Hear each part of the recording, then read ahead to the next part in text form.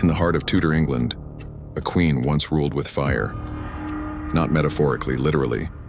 She believed that burning people alive was an act of love, because in her eyes, salvation was worth any amount of suffering. This isn't a tale of tyranny, fueled by greed or ambition. It is the chilling story of faith turned fanatical. This is the true story of Mary, the First of England, and why people call her Bloody Mary. Before we begin this journey through fire, faith, and fate, if you find meaning in stories that don't shy away from the dark, that explore not just what happened, but why it mattered, I invite you to subscribe. Not just to support the channel, but to walk with me through the corridors of history, where power collides with belief and every crown comes with a cost. All right, let's begin. Mary Tudor was born into splendor on February 18, 1516, the only surviving child of Henry VIII and Catherine of Aragon. She was adored by her parents, raised with fine tutors, and groomed as a future queen. She spoke Latin by age 9, played the virginals with delicate fingers, and debated theology with confidence far beyond her years. Her court praised her as the jewel of England. But this gilded childhood would soon crack like ancient porcelain. Her father, Henry VIII, obsessed with securing a male heir, grew restless. When her mother failed to deliver another child, Henry turned away, not just from Catherine, but from the Church of Rome itself. He severed centuries of tradition, declared himself supreme head of the Church of England, and married Anne Boleyn. Mary watched as the very world that had upheld her identity was dismantled, brick by brick. Her mother was banished. Mary was stripped of her royal title and forced to serve in the household of her infant half-sister Elizabeth. She went from princess to pariah. The girl once cradled in royal arms now ate at servants' tables, isolated from the court, surrounded by enemies who whispered behind closed doors. Yet she clung to her beliefs, praying each morning in Latin, clutching a rosary as if it were a lifeline. She was ordered to acknowledge her father's supremacy over the church. When she refused, Henry thundered threats of execution. But Mary never bowed. Her voice, though trembling, always repeated the same truth. She was her mother's daughter, and Rome was her church. When Anne Boleyn was executed and Elizabeth declared illegitimate, Mary regained a shadow of favor, but the damage had been done. A quiet bitterness settled into her bones, deep and unmoving.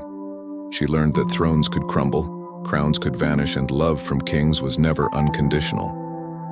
Then came Edward VI, her younger half-brother, a devout Protestant raised to complete what Henry had begun. Under Edward's reign, the pressure on Mary intensified. Her household was monitored. Her chapel was raided. She was told to abandon the Catholic Mass, to embrace the new order. Every refusal was a gamble. A single misstep could lead to imprisonment, or worse. Still, she endured. Through the surveillance, the interrogations, and the growing sense that she was a relic of a vanishing world, Mary clung to a divine conviction. She believed her suffering had purpose. She believed her time would come, and in 1553, it did. Edward VI died, still a boy. The Protestant elite tried to place Lady Jane Grey, a puppet queen, on the throne. But Mary acted swiftly. She rode out with a banner of red and gold, gathering support from nobles and commoners alike. They came in droves, pledging loyalty not just to Mary, the rightful heir, but Mary the Catholic. She marched into London to roaring crowds. For the first time in years, she stood above the world that had tried to destroy her. The exiled daughter was now the anointed queen. But beneath the cheers and regal silks, there lingered something else. A quiet storm, the kind that brews in the soul of someone who has waited too long, who has lost too much, who has tasted injustice and learned to smile through the bitterness. It would not be power that defined her reign. It would be fire.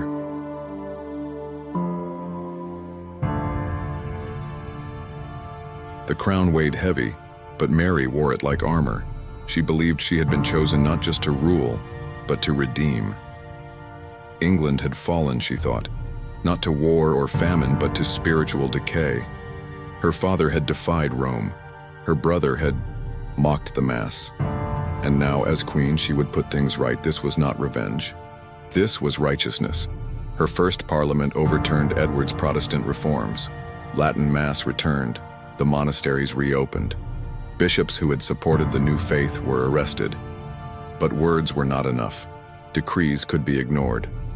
Hearts and souls. They needed something more. Final. The first to die was John Rogers, a clergyman, translator of the Bible, father to 10 children. He had served under both Henry and Edward. Now he was condemned under Mary, burned at the stake. In Smithfield, they said he walked to the pyre barefoot, refusing to recant. Crowds gathered, not cheering but staring, silent, uneasy. Then came Bishops Hugh Latimer and Nicholas Ridley, imprisoned, tried, and sentenced. Their execution was set for Oxford. It was a chill morning. The wood was damp. The flames burned slow. Ridley cried out in agony. Latimer shouted through the smoke, "Be of good comfort, Master Ridley, and play the man. We shall this day light such a candle by God's grace in England as I trust shall never be put out." Their deaths became legend. But Mary did not stop. Thomas Cranmer followed, once Archbishop of Canterbury. A man who had annulled her mother's marriage helped install Lady Jane Grey. He recanted under pressure, signed a confession, but even that wasn't enough. He was still burned. They say he held his right hand in the flame first, the one that had signed the recantation. In just over 3 years, over 280 people were executed by burning. They were not all bishops. Many were poor, commoners, housewives, teenagers. And every time the flames climbed higher, not just in the marketplaces of England, but in the minds of her subjects. These executions were public. They were intentional. Mary wanted her people to see what defiance looked like, but it didn't terrify them. It galvanized them. More than any royal decree, it was the smell of scorched flesh, the screams in the night air, the smoldering stakes in the town square. Those were the things that began to unravel her rule. The Protestants became martyrs, the Queen a villain. Even some of her own supporters began to look away. By 1556, the fire Mary had set across England began to flicker, not in intensity but in control. What had once felt like divine justice now tasted of desperation. The Queen, who had once walked proudly through adoring crowds, now looked out upon faces laced with fear, and something worse, pity. The air around her court had grown heavy, silent, as if even the walls of Whitehall were holding their breath. Her health was failing, her strength waning, the once vivid spark in her eyes dulled by pain, both physical and unseen. She had married Philip of Spain in hopes of restoring a Catholic dynasty. A political union, cold, calculated, and deeply unpopular.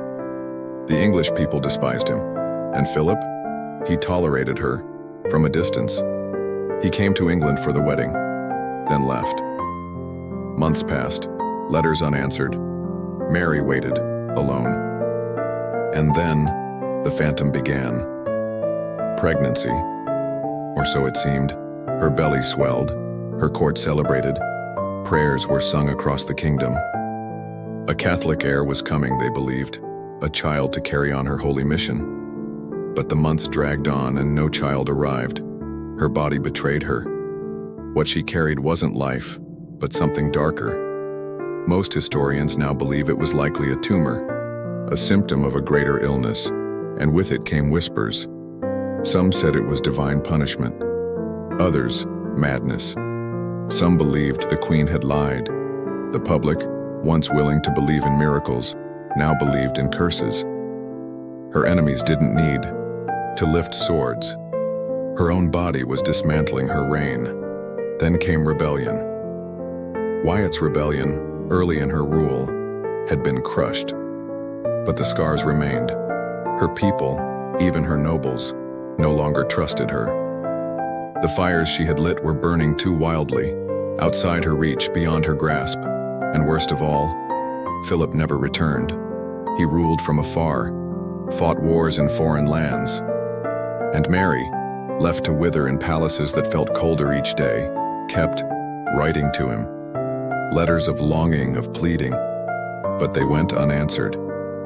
Imagine a woman raised to believe her suffering was sacred, only to realize it might have been meaningless. Imagine a queen who thought God had chosen her, slowly fearing he had abandoned her, not in thunder or wrath, but in silence. By 1558, disease had overtaken her. Likely cancer of the womb. She rarely left her chambers. Her once carefully arranged hair now fell in brittle strands. Her voice grew faint. Her hands, once so steady in prayer, trembled constantly.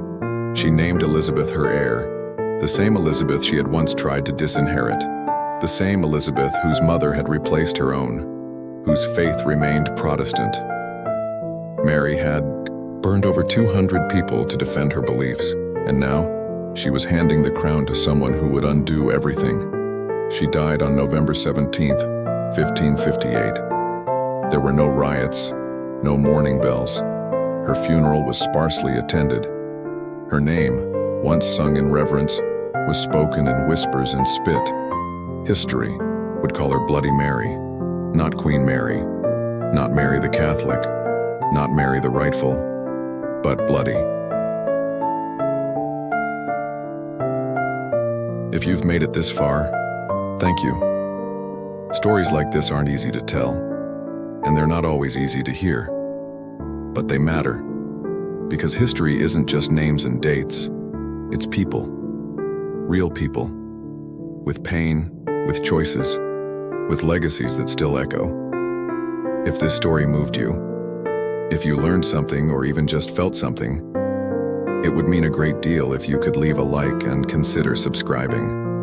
Not just to support the channel, but to help me keep bringing stories like this to life. The forgotten ones, the complex ones, the human ones. Until next time, thank you for watching.